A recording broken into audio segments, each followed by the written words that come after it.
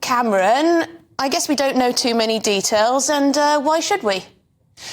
Well, exactly. I suppose they're saying it's a personal matter for Prince William, and we know he's a very private individual, so we're not elaborating further. I think the big question this morning is, why was it cancelled so last minute? Prince William, as heir to the throne, was due to be giving a reading at this memorial service that ended at around midday today at St George's Chapel in Windsor. He is the godson of the late King Constantine II of Greece, and yet we get a message from Kensington Palace just over an hour ago now saying that the Prince has pulled out of the service due to a personal matter. Now, I've been assured that it's nothing to do with the Princess of Wales's health. She continues to recover well, as you said in your introduction, from abdominal surgery. I also understand that Prince William's future engagements are unaffected by this, and I quote, personal matter.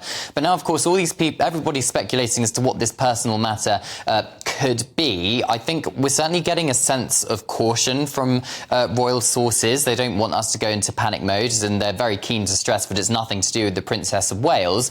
But of course, King Charles has a cancer diagnosis. We also know that it's nothing the reason Prince William's pulled out is nothing to do with the King's health either. But it's got us into a situation where a big royal event where several different European royal families are attending, led by Her Majesty the Queen, is happening in Windsor. Only one of our British senior royals is actually in attendance, which is Queen Camilla, because King Charles has cancer and isn't doing any public engagements. The Princess of Wales obviously has had abdominal surgery and continues to recover, which just leaves Prince William, but then he's pulled out last minute, and that would not have been a decision taken lightly. I think it's a pretty significant personal matter as to why Prince William has decided not to attend quite so last minute. No, really concerning there. But Cameron, does this show perhaps a fatal flaw in the King's idea of a slimmed-down royal family? Frankly, there are fewer people now to take the slack, and if an unexpected event, like has happened to the Prince of Wales today, does take place, then perhaps they're left in a sticky situation.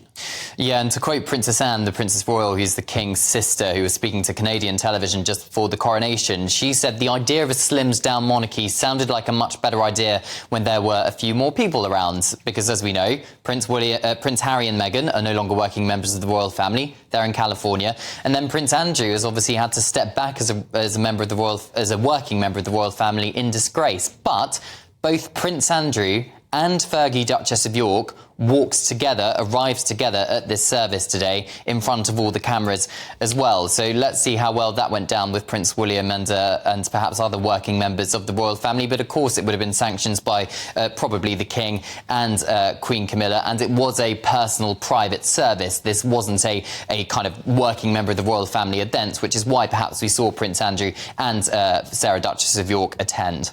And lots of people getting in touch, actually, in our inbox saying it's none of our business what's wrong with the Prince of Wales and what his personal matter is. But I guess the royal family has been revealing more about their health and personal matters. It's become almost a norm for us to know a little bit too much detail. So I guess that's why there will be speculation.